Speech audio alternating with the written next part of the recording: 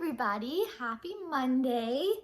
I got halfway, actually I totally recorded the whole video and then I looked at my phone. So I read a book, I did morning meeting, I did everything, and then I looked at my phone and it wasn't recording at all. So I got a test run this morning. So good morning, actually, for real this time. It's Miss Robinson. Remy is currently kind of in timeout because he's not having a very good morning. He's not being very obedient. So sometimes when you're obedient, maybe you are disobedient, maybe you might have to go into timeout, or you might have to take a break in your room. And right now he's taking a break in his cage and he's eating his breakfast. So he's gonna stay over there while we do morning meeting this morning, or while we do the video this morning. It is Monday. I am so excited that I get to talk to you again today. On Mondays, every Monday in our classroom, we talk about the best thing that happened to us over the weekend. So go ahead and take a second, think about the best thing that happened to you over the weekend, and then give me a thumbs up when you are ready to go. Take a drink first.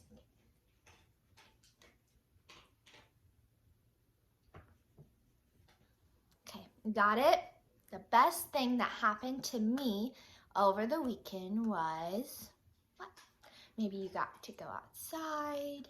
Maybe you got to take a good nap. I think that's what Remy would say. If he could talk, he would say, I got to take a great nap on the couch this Sunday. Because that's what he did all weekend long, was just nap. The best thing that happened to me over the weekend was I got a shipment of books in. So I ordered some books on the internet and they came in today, or over the weekend, and I am really excited. And I get to read one of those books to you today. So yeah, also I wanted to let you know that I love getting your pictures and your videos and your sweet notes and your drawings that your mommies and daddies are sending me. So please keep sending those in because they just make me so happy. So if you have something that you're really proud of or something that you did over the weekend that you're like, I want to show Miss Robinson, but I never see her anymore. Just take a picture of it and your mom and dad can text me or they can send it to me on Remind, so that I can see what you're doing, because I really care about you and I want to stay a part of your life as much as I possibly can, because you guys are amazing and I'm so proud of all the hard things you're doing and all the hard work you're putting into your schoolwork and staying or getting ready for second grade. Okay. All right, so today for our morning meeting, we are going to read a book. This is my second time reading this book because I recorded it and then I thought I was recording, but I wasn't actually recording. So I'm gonna read it again. It is called Pickle, Chiffon, Pie.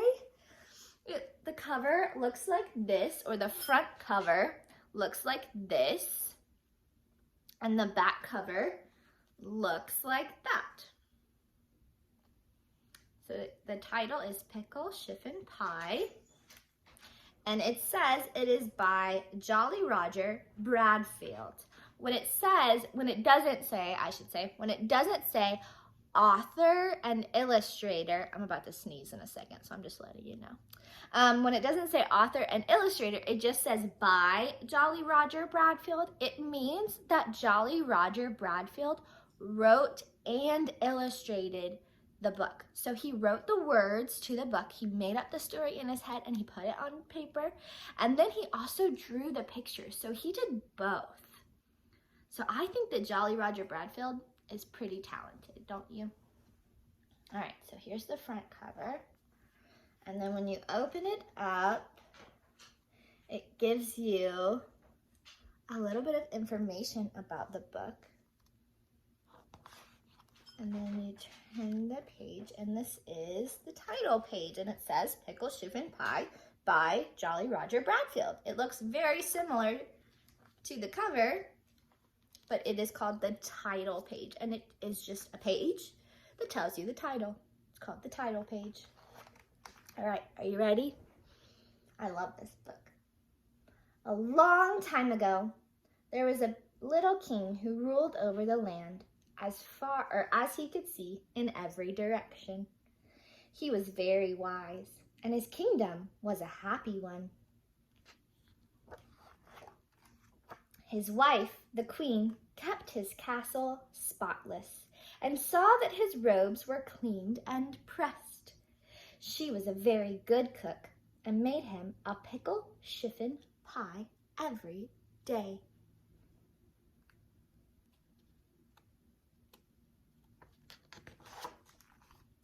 But everybody has problems. The king had a daughter. Oh, she was very nice and did whatever he asked her to. But she was also very beautiful, and every prince in the neighborhood wanted to marry her. Every day they came to the palace with flowers and gifts for her.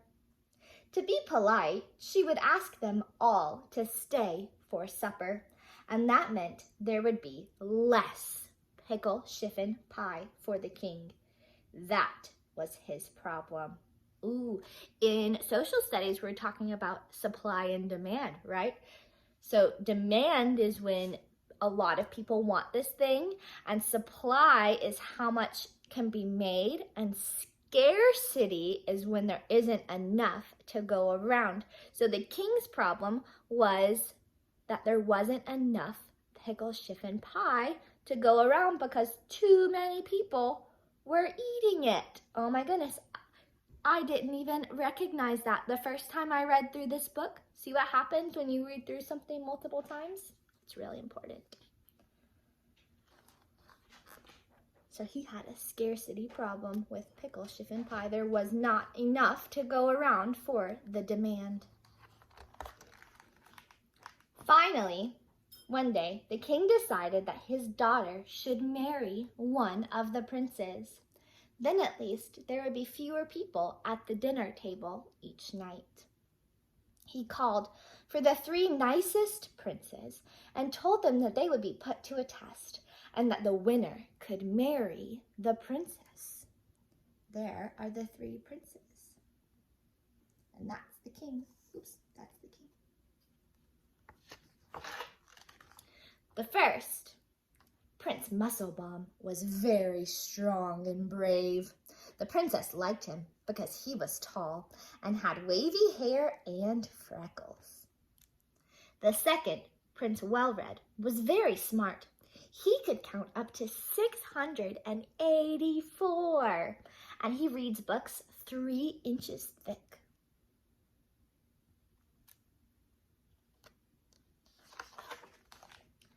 The princess liked him too, because he read beautiful stories to her and sometimes played music under her windowsill at night. There he is, playing the drums and the trombone. And there she is up in her window. The third, Prince Bernard, wasn't very strong or very handsome or very smart, but the princess liked him best of all. She didn't really know why she liked him. Perhaps it was because he had a big smile and a funny nose. It's hard to tell about princesses. There they are. He's giving her flowers.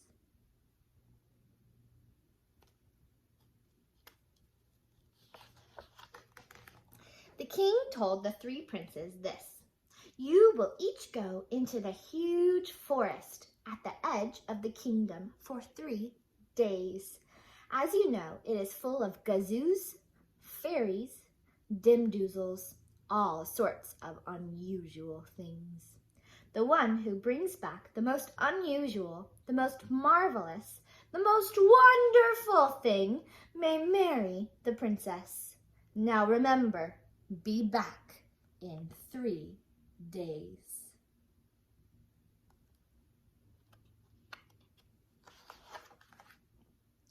Musclebaum was delighted. Being stronger and braver than the others, he thought he would surely win. With a shout, he jumped onto his horse and galloped off into the direction of the forest. There's Musclebaum. At first, he didn't see anything unusual. Just a few small dragons, a troll peeking out of a tree, a medium-sized giant, the usual things one sees in a forest. You think those are usual things you see in the forest? He's trying to find something unusual. But finally, looking behind a huge boulder, he did see something different. A green and blue dragon with 3 heads toasting marshmallows. Look, there they are, toasting marshmallows with the fire on their breath. Now there's something you don't see every day, thought Prince Musselbum. But I have 2 more days. I'll look a little bit more. So did he decide to take the dragon back to the kingdom?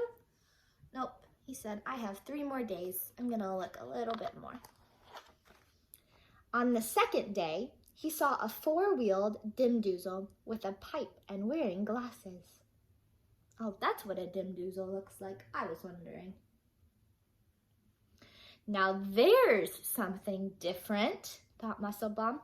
I've never seen a dimdoozle wearing glasses before, but I have 1 more day. I'll look a little bit more.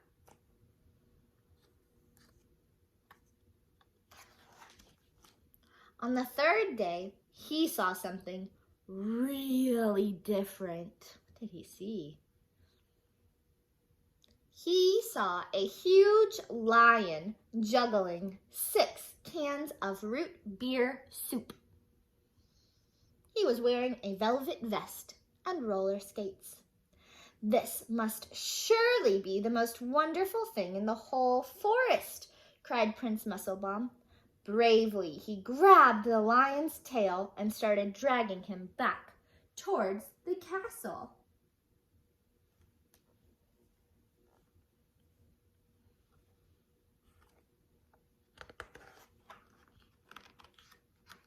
Meanwhile, Prince Wellard was searching too. The first day, he spied a witch who could turn people into frogs, which really wasn't so special, except that she could do it with her eyes shut and 1 hand behind her back. There she is. Now there's something you don't see every day, thought Wellred, but I have 2 more days. I'll look a little bit more. Oh, there he is up in the tree. He's looking down at her. I guess that's so she doesn't turn him into a frog, right? On the 2nd day, he saw a 16-footed gazoo that had a different kind of shoe on each foot. Look at that gazoo with different shoes on each foot. Now there's something different, thought Wellred. I've never seen a gazoo with more than 7 feet. I have 1 more day left. I'll look a little bit more.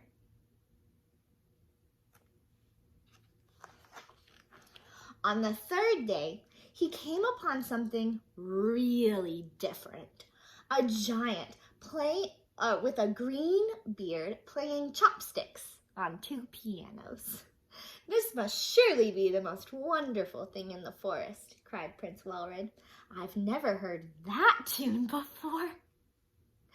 He cleverly told the giant what a fine piano player he was and talked him into going back to the castle to play for the king.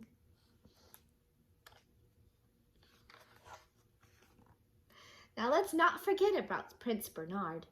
He was searching too.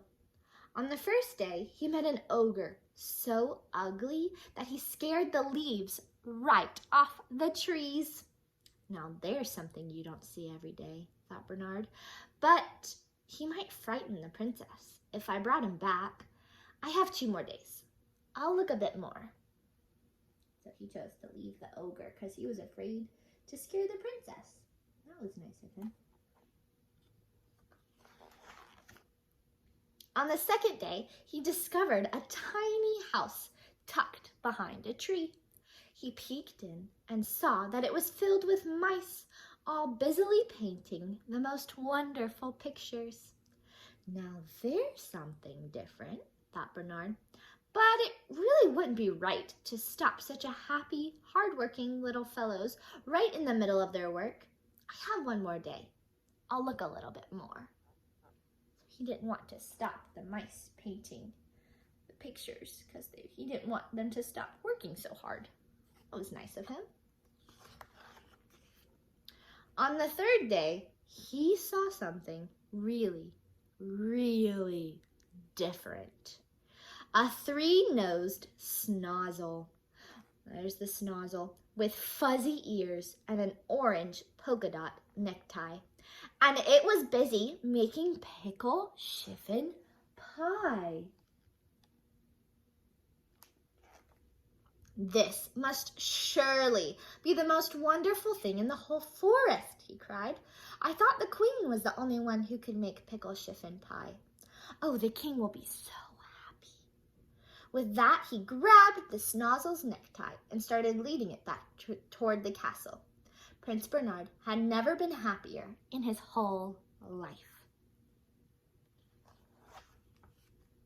It was hard work pulling the three-nosed snozzle through the forest, but Prince Bernard didn't mind. He was sure he would win the contest to marry the princess. But he wasn't quite so happy when he saw how sad the snozzle looked. Look, the snozzle's crying.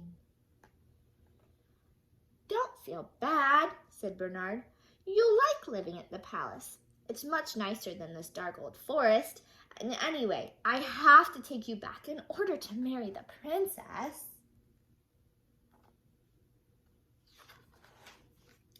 Then Bernard noticed several tiny snozzles peering out from behind the trees. Why, aren't they cute? He said. Or are they your children?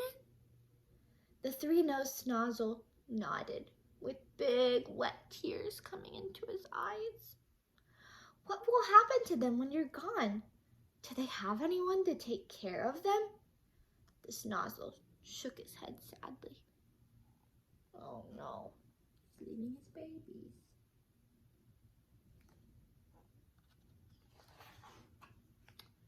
Prince Bernard sat down on a log to think.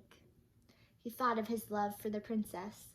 He thought of the snozzle's love for its children.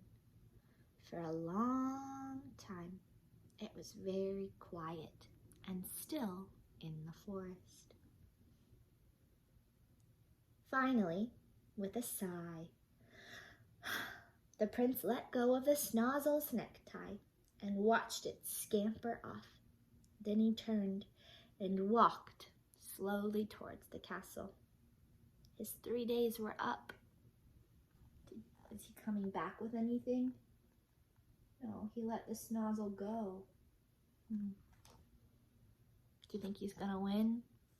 Probably not. When all the princes were called to appear before the king, Musclebaum had a big smile on his face. He was sure he would win with his juggling lion.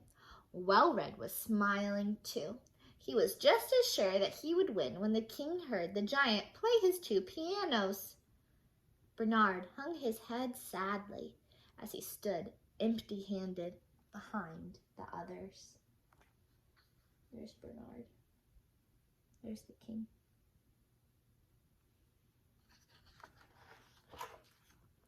The king was delighted with Musclebaum's lion. Wonderful, he cried, as the lion juggled 23 apples and a bottle of ketchup.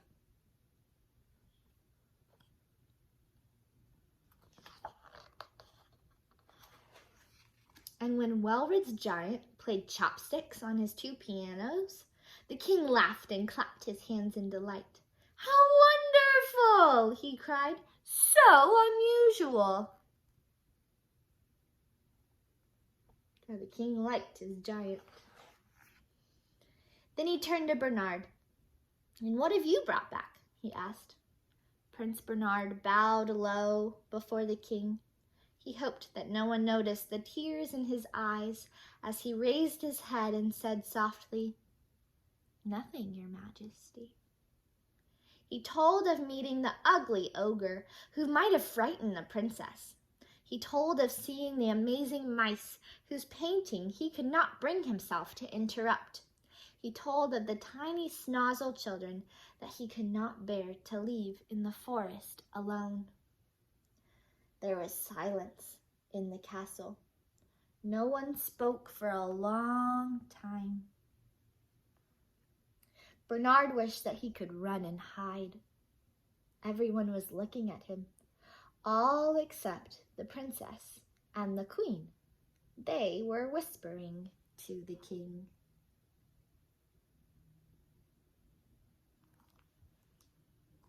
I wonder what they were saying. The king nodded his head and smiled. Bernard, he said in a loud voice, you have won the right to marry the princess. But why, your majesty? I didn't bring back anything, said Bernard. Oh, yes, you did, my son, said the king. You brought back a story of kindness and love and consideration for others. Truly, the most wonderful thing of all. You'll make a fine husband for my daughter.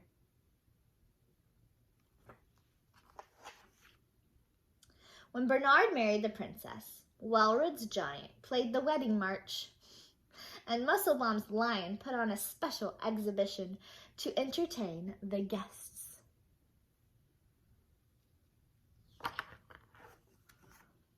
And guess who sent Bernard and the princess the biggest pickle chiffon pie anyone ever saw for a wedding present?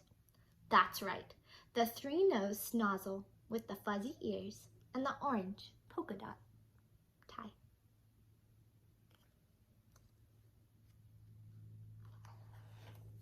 And that is the end of our story today.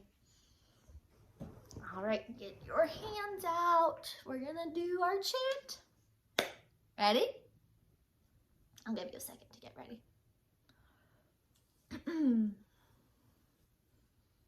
Ready? I gotta scoot over. A story, a story, a story, a story. Let it come and let it go. Who is in the story? Who is in the story? The characters. The characters. What are the characters in the story? Well, there's the king. I'll do it like this. There's the king. There's the queen. There's the princess. There's the three princes. There's a lot of characters in this story. There's the lion and the snozzle and the giant. There's a lot of characters. The setting, the setting, the setting, the setting, where it takes place. Where it takes place. Where does this book take place? Well, it tells you on the first page. A long time ago, there was a fat little king who ruled over the land as far as he could see in every direction. He was very wise, and his kingdom was a happy one. So there is the kingdom. That's the setting, the kingdom. And it also takes place in the forest. Remember when the princes went out to the forest? So the kingdom and the forest are the two settings. Okay. Okay. I was like, what comes next? I don't remember. We haven't done this together in a really long time, have we? A beginning, a middle, the end. Ta-da! A beginning. Well, what happens in the beginning? The king decides that the princess needs a husband because he was tired of sharing his pickle chiffon pie. In the middle, the three princes, the three nicest princes, went out to the forest to find the most unusual thing they could find. And at the end, what happened? Prince, what was his name? Prince Bernard. The princess, the queen, and the king picked him because he was the kindest, because he didn't take any of the unusual things that he saw out of the forest. The end. All right, well, I hope you have a wonderful Monday. I will see you tomorrow. Please let me know if you need anything. And I miss you a lot, a lot, a lot. Okay? All right, I'll see you later. Bye, guys.